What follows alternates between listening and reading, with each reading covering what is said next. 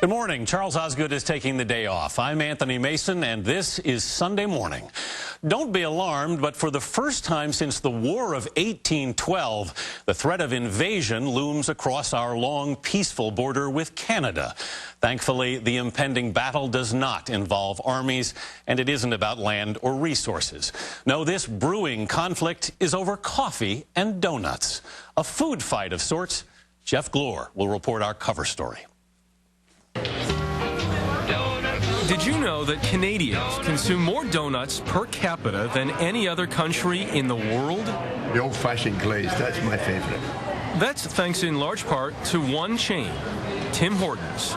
With more than 3,000 across Canada, Tim Hortons is as much a cultural icon as it is a donut shop. What do you think of when you think America? We say apple pie. Right. I think in Canada they do say Tim Hortons. And now they've set their sights on the U.S. A food fight later this Sunday morning. Americans are about to be dragged into an international food fight, and it's our friendly neighbors in Canada who are throwing down the gauntlet. Jeff Glor reports our cover story. What comes to mind when you think about Canada? Hockey? The Mounties? Moose? Maybe you should be thinking of a donut, but not just any donut. Tim Hortons. Tim Hortons is everywhere. Tim Hortons. When I say donuts, what do you think of? Tim Hortons. Tim Hortons. Absolutely. We're Canadian. It's sort of like the place that the Seinfeld gang used to meet at. Canadian actor-comedian Colin Mockery. I mean, it's the best of all Canadian worlds. It's named after a hockey player. You get donuts, you get coffee, and the help is very polite. Tim Horton, the aforementioned hockey player, was an all-star Toronto Maple Leaf who opened a modest donut shop in Ontario in 1964 that turned into a gold mine. If the business that I am involved in continues as it is, I may have to consider retirement before I would like to. That's the Tim Horton Donut Emporium? Yes, Tim Horton Donuts. Today, Tim Hortons, the company, is 3,000 plus shops that have sprung up over the Canadian landscape in the 45 years since. Do you know what Tim Hortons is? Yes. Is that a dumb question? That's not, well, it is a dumb question if you're Canadian, yeah. Can I play? The company sponsors youth hockey leagues. It set up shop in Kandahar to give Canadian troops a taste of home in Afghanistan. Happy Canada Day. It is so beloved, even hardened Canadian news commentators have been known to gush. Unlike the Americans, we don't have a written pledge that guarantees our right to the pursuit of happiness. But over time, I think we've evolved. The ordinary Canadian has determined that a morning visit to Tim Hortons and the prospect of the first fresh Boston cream donut makes up for any defects in our Constitution. These are freshly baked donuts. Don Schroeder is Tim Hortons' CEO. People meet there. It's a modern-day pub. But No we alcohol, have people, wedding parties that want to visit Tim Hortons the day of the wedding because that's where they met. We even had a funeral go through the drive-through once, that was the last request. But it's amazing, the stories. But don't let all this folksiness fool you. This is business, big business. 2008 revenues for the company exceeded $2 billion. That's a lot of Boston creams, and it makes Tim Hortons the fast food king in Canada. There are more Tim Hortons than McDonald's. Our total sales are greater than McDonald's. And McDonald's does a great job, and I know they look at Tim Hortons in Canada as a unique competitor. Okay, you get it. Tim Hortons is huge in Canada. Of course, in the United States, it hardly amounts to a hill of coffee beans. You say Tim Hortons to anyone, anywhere in America, you just get a baffled stare. No idea who Tim Horton is. Never heard of it. Who's that? How untapped is the U.S. market? Oh, the U.S. market's a fantastic market. I mean, Dave Klanikin is in charge of international development for Tim Hortons. it is the greatest nation in the world from a consumer perspective. I mean, it's the big stage.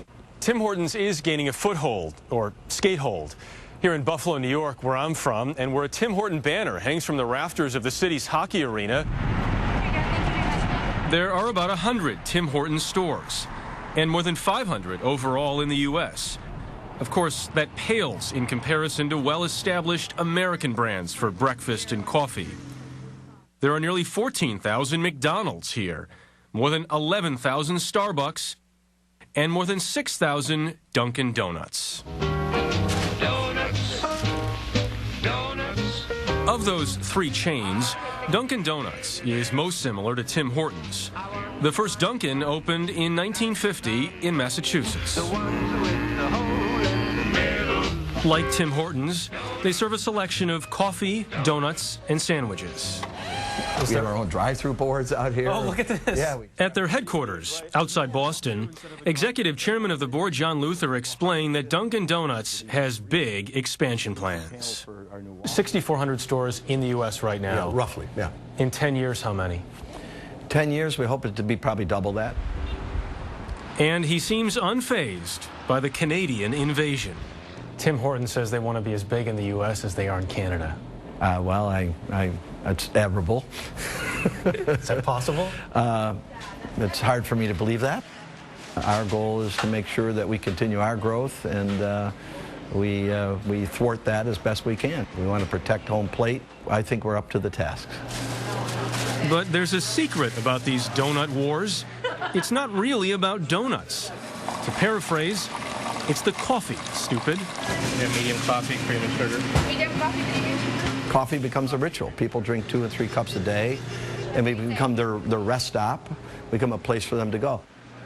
Dunkin' says it serves 1 billion cups of coffee a year.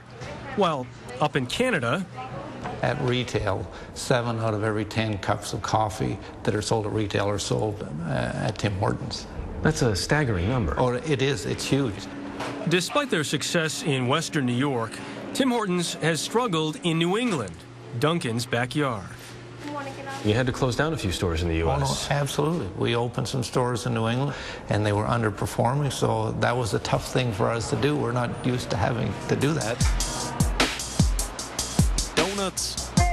Who's better positioned to win this battle? Dunkin' Donuts is much better positioned to win the battle to the extent that they're the American brand. So says market analyst Tom Forte. Tim Hortons is in about 11 states. Dunkin' Donuts is in more than 30. So on a state basis, they have 3 times the states as Tim Hortons, and on a store basis, they have 10 times the base.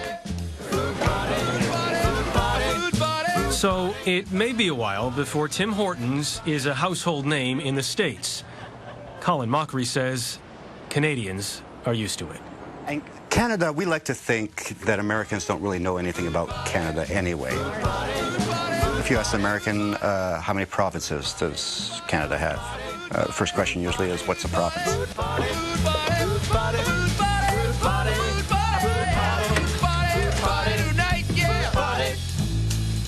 Hey, great party. Oh, yeah, everybody's here. Oh, yeah, good to see you guys. Yeah, thanks for coming.